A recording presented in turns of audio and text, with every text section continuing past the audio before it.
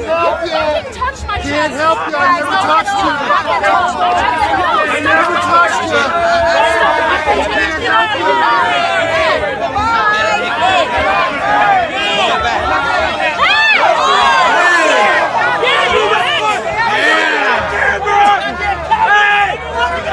Why? You're not free to leave. Why? As soon as I conclude the rest of my investigation, you will be free to leave.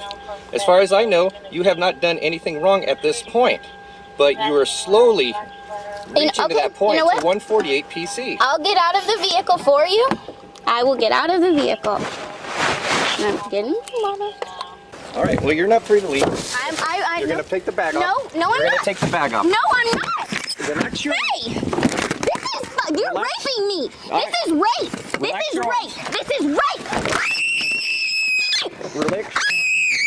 Okay. Relax your arms. It's relaxed. Stop fighting with me. It's relaxed. Stop fighting with me. Stop fighting. All right. Okay. I'm not fighting. There's a spectrum, and it ranks from interrupting to demeaning to belittling to raping women. So interrupting, right? So what I just did, that was a form of harassment. He says, you gotta get out of here, man. We ain't none of them guys, all right? You ain't about to come up here and cause no spectacle. Call the cops. Did any of you see him just physically assault? Call the cops. Hey, don't touch me. Hey, that is uncalled. Shut the fuck up. Get the fuck out of here. That's right. Scripts, all right? Keep the camera on. Get the camera coming up here causing mission. All right? Death to America! That's right! That's right! Look at her trying to play the victim. The lady white, go get the KKK, right? That's what the KKK is all about, right? Protecting white womanhood. She come up here trying to play the victim. Yeah. Come up here trying to play the victim. Hey, get her! Y'all better get her! Please, call the cops. Call the police, all right? She came up here assaulting us. It's on camera, right? That's right. Is that not what she was trying to do? But she resisted. Oh, she fucking up. Get it, yeah. Slam her head against the car. Get her! Get her! Get her! Taser! Slam her, grab! Taser! Taser! Taser! Come on, get it like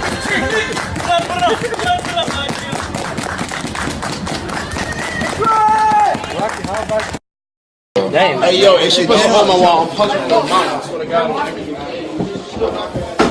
Fuck this shit! Fuck that, bitch!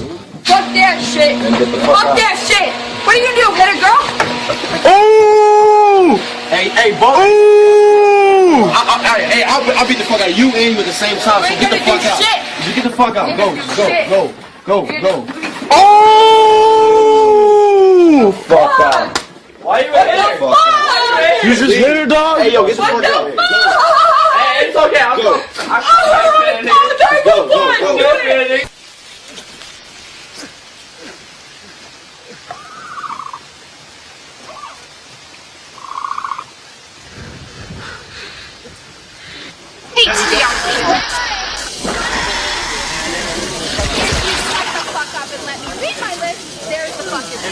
I obviously can't like. So, number one, shut the fuck up. Feminists do not want you to lose custody of your children. The assumption that women are naturally better caregivers is part of hate. If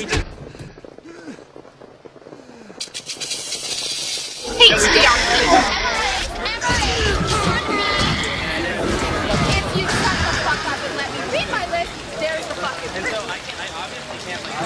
So, number one, shut the fuck up for a second.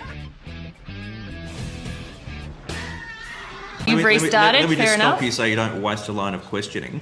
I'm just giving you... I love the mansplaining. I'm enjoying it. You're loving what? The mansplaining that's going on. What do you Or just talking me through how by not answering the question, by repeating processes which are not related to the question that I've asked. What's mansplaining, Senator? Oh fuck, she gone done it now. Talk shit, get hit. #Coney 2012. Well, it's the slightly patronising and condescending way that you're responding to my questions. Well, I would suggest, Senator, that if you're putting the word man in front of some description of what I'm doing, you're doing that which I'm sure you're very much against, is making a sexist implication about how I'm conducting my role as a man. Well, then the easiest way to do it... Is that what you're saying, Senator? Well, what I'm saying is that the way you've been responding to me has been patronising and condescending, and I have responded to that. So the easiest way to deal with this is not to have that way in responding to the questions I've asked. Imagine the reaction, Senator, if I said you were woman-splaining. Turn down for weed.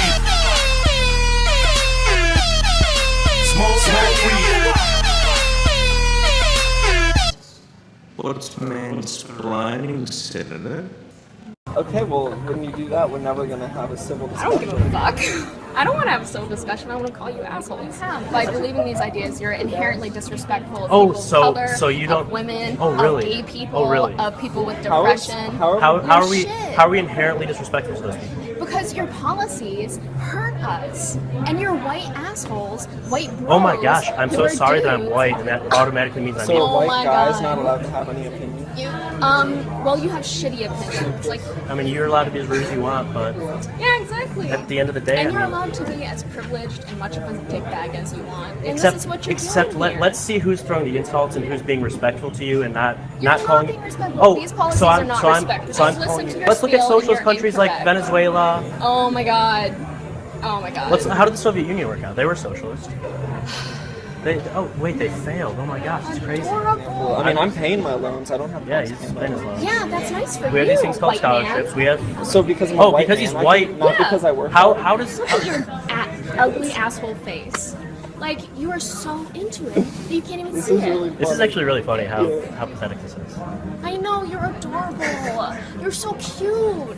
I love talking to guys like you because you're pathetic. You're like little worms, and I love it. You're so cute. So are you going to make a point? Or I mean, I'm just yelling at you. That's my point. The vast majority of the people who work for us are women, actually. Those poor people.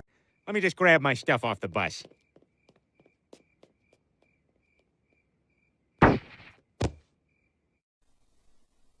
If you don't know who Anita Sarkeesian is, she's basically a scam artist that steals money by using fundraisers. Her videos have ratings and comments disabled. She gets away with scamming money by promoting feminism, but let's see what happens when she participates in a live stream.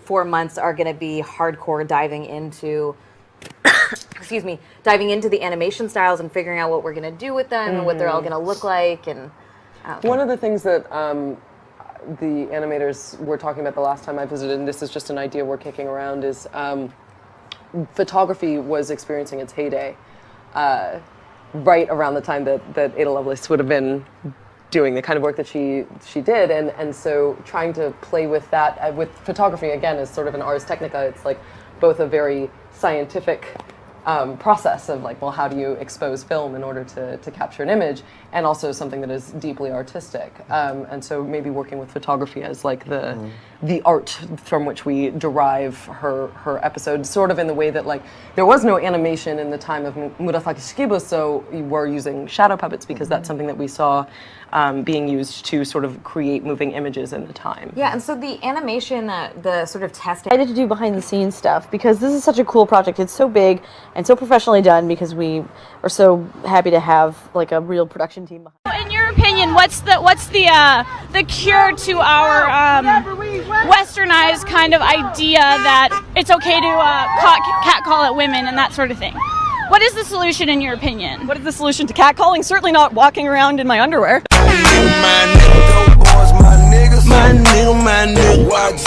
You know that less than 10% of rapes are actually reported.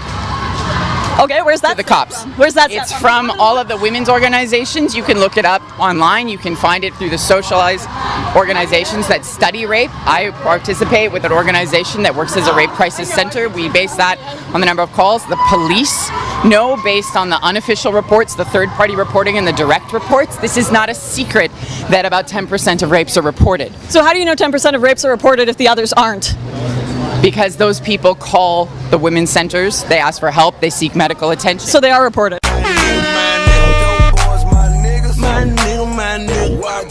I have done my research. I've done my research. You're fucking old. Old. You're fucking a white male. Yes. In America. Yes. Look at all the fucking black people that are Mexicans. That's not a fucking issue compared to the black people that are police. Bullshit. The white guys are private. You're a white man. This is fucking bullshit.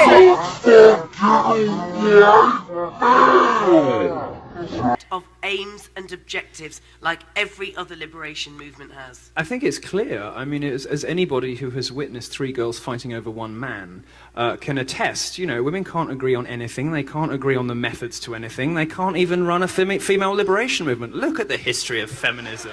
I mean, look how many different definitions of feminism. You're entitled to define it how you want, but other people don't agree with you. Sorry, you don't get the monopoly. And in fact, your version of feminism is this big now.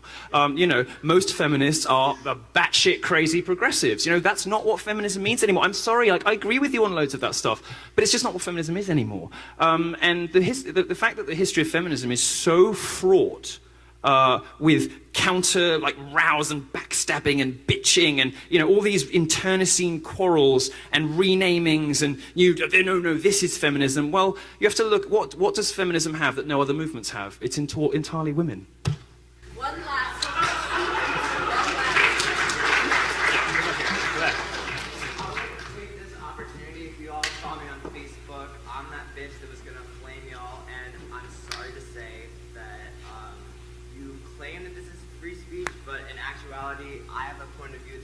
or may not respect, and you did not allow me to have a platform to do that. So I'm taking. I can't. I think. Do you have a question? I do. My question is, if rape culture is a myth, then explain why Kesha was not allowed to break the contract with her executive when he obviously raped her. I'm not going to comment on an individual case that I know nothing about. You're obviously better educated in pop culture than I am. I'll have to pass, I'm afraid. Okay, let's just do one more. Let's give somebody else a spot. Thank you for coming up, sir. Holy fuck, did Milo just call that thing a sir? Somebody else a spot. Thank you for coming up, sir. All right, next question. What is Oculus's approach to their clear gender gap and how you're gonna not port that into VR? Here's a better question. Why the fuck do you feminists always wear the same glasses? So I will address this carefully. I noted that there were some people online, even an article pointing out that Oculus Connect is mostly male.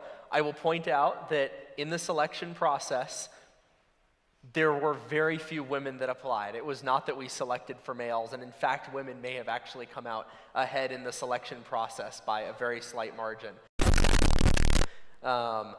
I'm not 100% sure what we can do. You know, this isn't a problem with VR. This is something that is widespread in the tech industry. And I don't think that virtual reality has any innate quality that really makes it immediately obvious that we're going to be the thing that has a lot more, you know, women becoming interested in virtual reality and coming to developer conferences or becoming game developers. Well, he's got a point. For example, women thrive in some occupations and this just isn't one of them. Take nursing for example, where women made up for 92%. Then again, I'm not an expert on this issue. I don't really actually know what the best way to solve it. It's not something that I'm equipped to do. We are having a hard time hiring all the people that we want. It doesn't matter what they look like. Yeah.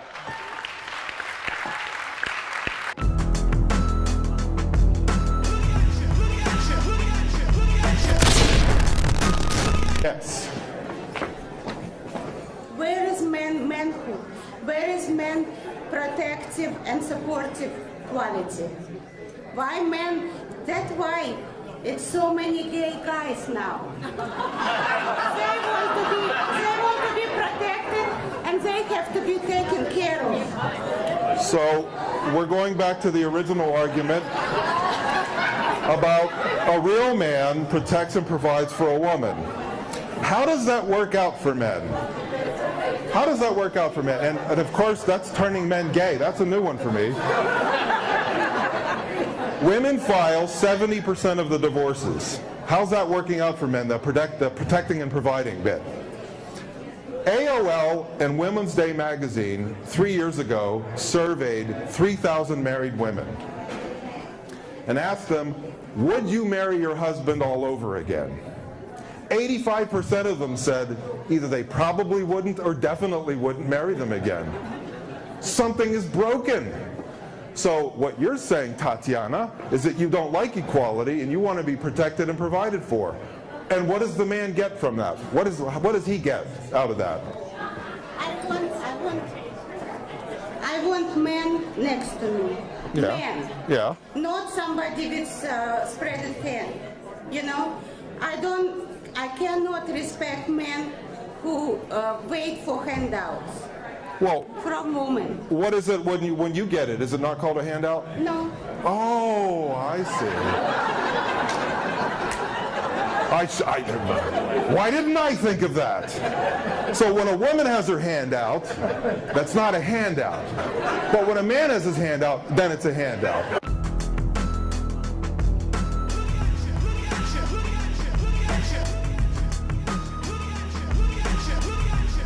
Why? Huh? Are you bitter? You're bitter. You sound very bitter. You sound really bitter. Really? You are a very bitter. Very bitter man. A very bitter man. I'm a very bitter man because we have an 11th commandment in the United States. The 11th commandment is thou shalt never criticize a female. And if you do, you're a misogynist. And if you've noticed, I've criticized not males nor females, I've criticized behavior.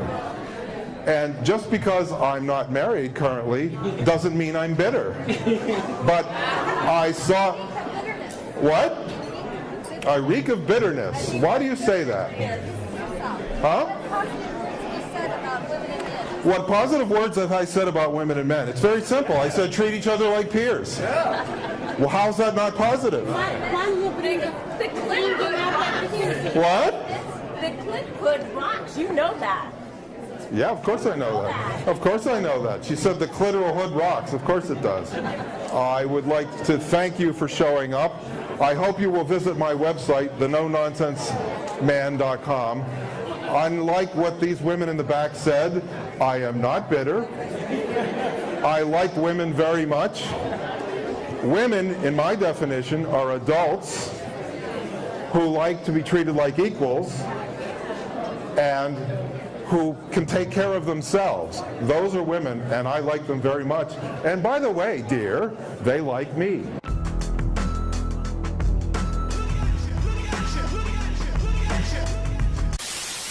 To me, it's almost like reverting back to the civil rights movement. Now we're telling fat folks that they have to buy an extra seat.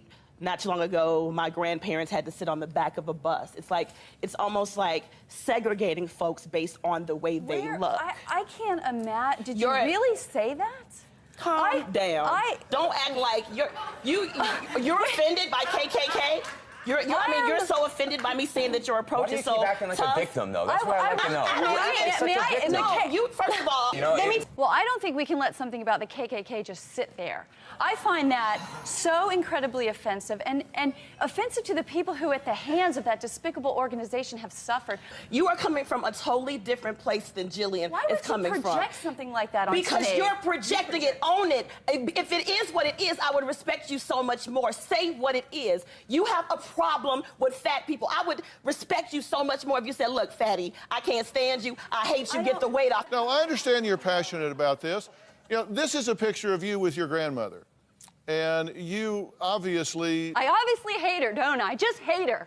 hate my mom, hate my dad. Why could you say something like that? You know nothing about me other than the propaganda. You know nothing May about I finish me. one statement? You know nothing I about haven't gotten me. to finish one statement. If you read my blog, if you go to actionagainstobesity.com, if you go to findingthin.com, you'll find out what I really am. And then if you want to criticize me, criticize me. Don't criticize me based on what the pro-fat movement writes about me. I wouldn't read like your that website. person either. I did go if to you your say, website. But don't say If that I say. hate a certain group of people when nothing could be further from the truth.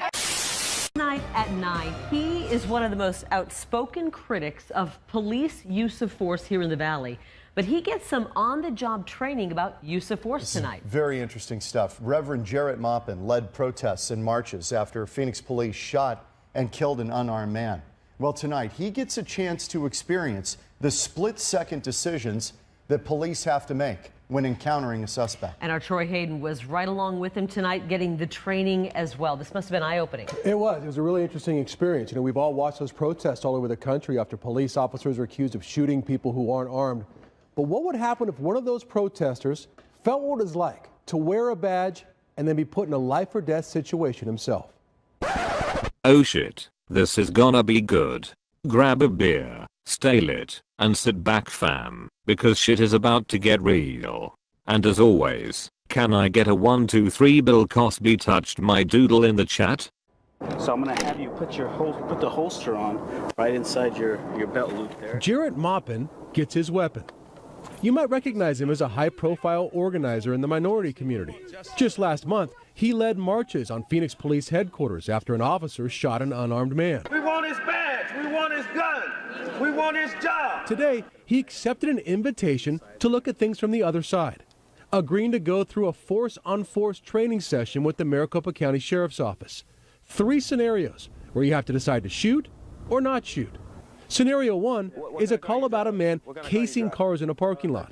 Maupin approaches the man and starts asking questions. What? Where you have your hand in your gun? You're looking for your vehicle. What kind of car do you drive? Where you have your hand in your gun? What kind of car do you drive?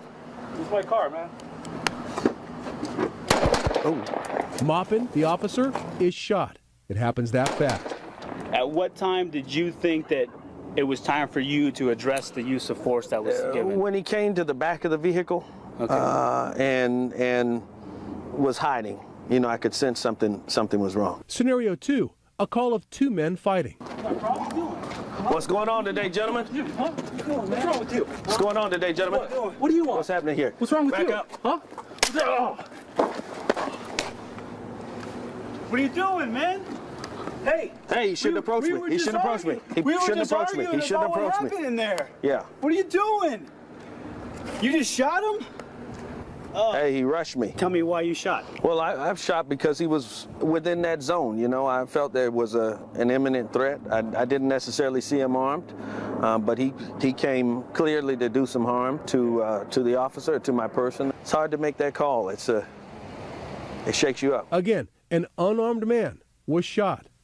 Scenario 3, a call about a possible burglar walking down the street. Maupin gets him on the ground. He's not complying. I need you to keep your hands up, sir. For what? Because I need to check that waistband. Well, why? What are you doing, Because I don't know what you have under there. Everybody, look at this guy. What are you doing? No shots fired, but the suspect did have a hidden knife in his waistband. I went through the scenarios too, without seeing what Maupin did. So, do you have keys, or do you have anything to show me that? Don't worry about it. No, I need to talk to you. Come on out over here. Well, I'm dead. Maricopa County Sheriffs, get on the ground. Get on the ground. Both of you, get on the ground. Get on the ground. For what? Get back. Get back. Same results for both of us. Things happen very fast out here. I asked Maupin what his biggest takeaway from this exercise will be. I didn't understand how important compliance was, but after going through this, yeah, my attitude has changed. This is all unfolding in 10 to 15 seconds. People need to comply with the orders of law enforcement officers for their own according to that report. So you can only go by the official statistics rather than left-wing feminist hysteria.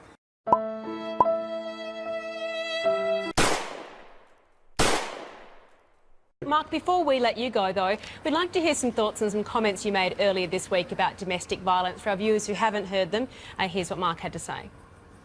Blokes who've lost self-esteem, they've lost their job, they're welfare dependent, they've got other troubles, drugs, alcohol in their life. It's that loss of self-esteem where I think they use the domestic violence as a coping mechanism to get over all the other crap that they've got in their lives. Obviously, this has caused some outrage, Mark. Do you stand by those comments, and do we really need to be making excuses for perpetrators of domestic violence? Well, Eddie, the critics haven't done their research, you see. I was paraphrasing there a very important report in New South Wales from the Coroner's Court, where they look at the domestic violence deaths and produce some conclusions about them. And they talk about a coping mechanism where men living in poverty, underclass circumstances, poor self-esteem, use domestic violence as a macabre, tragic type of coping mechanism. So the critics in this area run on emotion and ideology instead of facts and actually going to read the report. I urge people to read that report. Well, the facts and if you are haven't that... read it, you're not doing justice to the issue. Mark, the facts are that domestic violence doesn't just affect people in low socioeconomic circumstances. It stretches right across all levels of society, doesn't it? Well, it's concentrated there. Eddie, the basic fact is that for every domestic incident in a middle-class family in Australia, there are 10 in a public housing estate, 25 in Indigenous communities. That's borne out by crime statistics around the country. Can't really deal with this serious issue in a proper way unless you're providing accurate analysis. And to say there's an epidemic, that's wrong. To say it's evenly spread across the community, that's wrong. To say that it's a product of patriarchy where somehow men have been genetically engineered to dominate women, that's ridiculous. Do you stand by your statement that women are safer than they've ever been before, given that there are close to 80 deaths from domestic violence across Australia last year? Yeah, well, Eddie, I urge you to read the ABS Personal Safety Survey that shows that since 1996... You have read it? Well, yeah. You'll notice that since 1996, the rate of domestic assault and incidents has come down according to that report. So you can only go by the official statistics rather than left-wing feminist hysteria. So you do believe that, in fact, Rosie Batty, from you, quote, causes more harm than good? Well, I don't think it's helpful to demonise men in these circumstances. I don't think it's helpful to go around talking about an epidemic when actually in Australia the domestic assault rate against women in a 12-month period is 1%. Now, I wish it was 0%, of course. We all want it to be 0%. But I know enough about politics to realise that if you want to analyse and get solutions to a problem, you have to be accurate. And saying there's an epidemic, which sort of suggests the rate is 50 or 60%, when in fact it's 1%, that does a disservice to the women in need because you're dealing in fantasy rather than fact. Mark, speaking as a fellow bloke, we've just got to be so careful about these messages and making excuses for this. I just... Oh, no, I'm not. No one's making excuses here, Mike. What you've got to be careful about is analysing the facts, rather than propaganda that people put out there that's not supported by official government reports, official government surveys, and there's nothing I've said that's not factual. Now, we've had a few items here where you've tried to say, oh, well, maybe that's not the case. I've got references, I've got reports, I've got official surveys that back up the facts and figures that I'm putting out there. Now, it mightn't be the information that people want to hear, but I'd rather have a debate where you can deal in reality rather than left-wing feminist fantasy. All right, Mark, thank you for your time.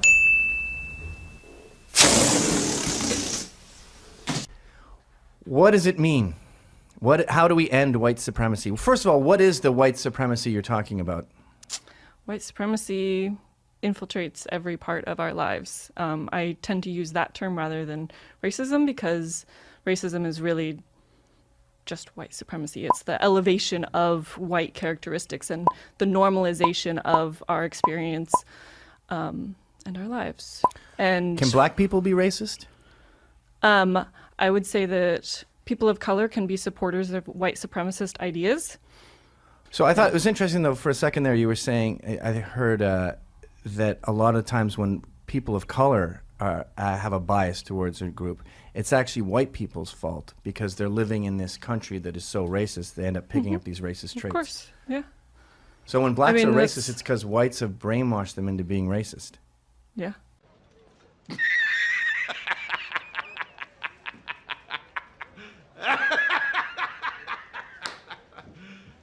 You serious? You use rape as an example. I think of other rape frauds like Mattress Girl, like the UVA hoax.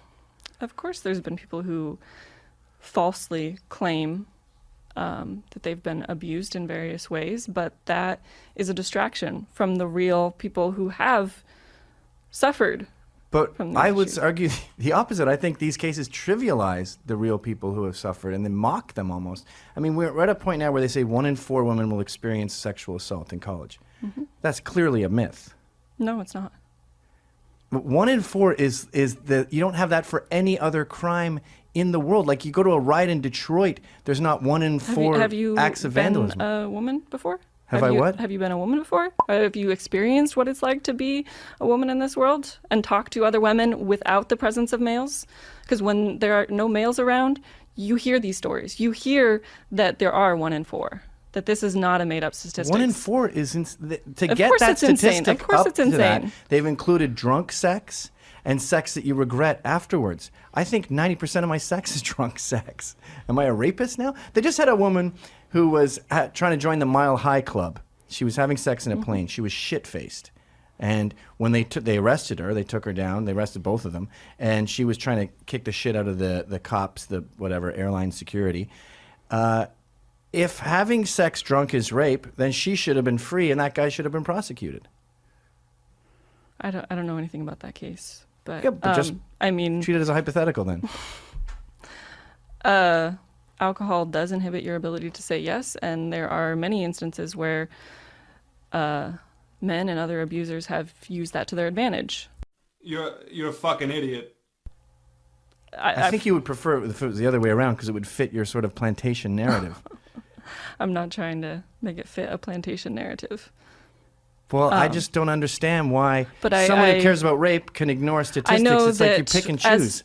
As a white woman who's talked to many other white women and is a survivor myself, that white women are often more likely to report a black assault. They are more likely to highlight that violence and see that as violence. Whereas oftentimes this isn't coming out quite how I want it to right now. So white women will get raped by a black man. They'll freak out and make sure it gets on the books, but they'll get raped by a UVA jock with blonde hair and go, that wasn't really rape, or no one would believe me, or he's too powerful. Is that where we're at? That's a psychotic world you've painted. I mean, it is close though. No, it ain't. No, it ain't. You see, the dominant narrative is your sticker. The dominant narrative in America is white people are evil, white people suck, we should be ashamed of ourselves. And I don't think we should be ashamed of ourselves. I think that we should take responsibility for the system that we've created. The best system in the world?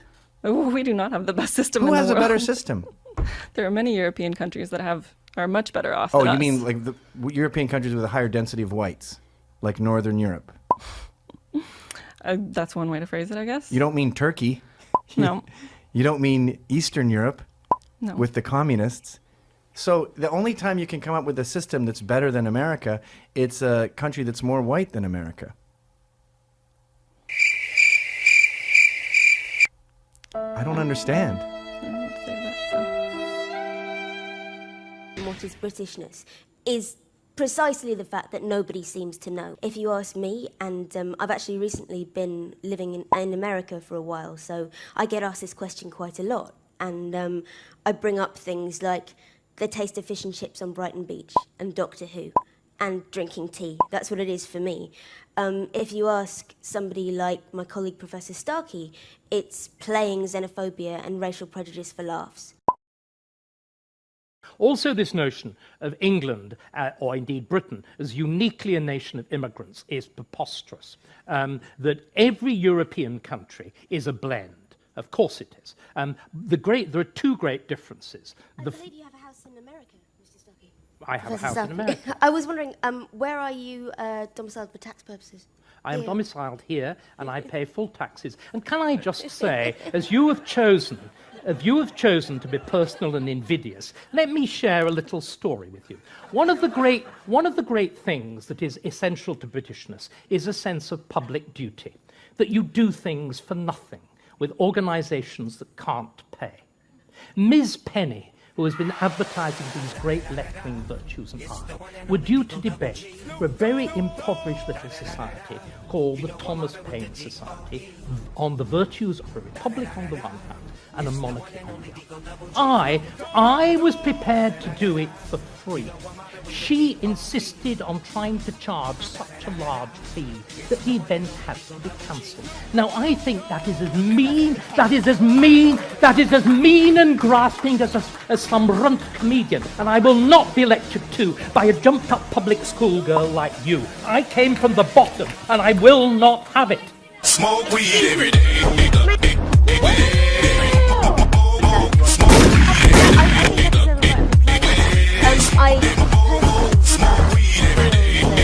Asked him to be Did you or did you not do what I've just said? I was going to respond to that, but... Why not do it straight away? Did you or did you not claim such a large fee that the event had to be cancelled? No, I didn't, Mr. Well, Starkey. then every member of the committee is lying, and you, clearly as usual, are telling the truth. No, this is not what was said to me. I have emails. That wonderful, wonderful method of tracking.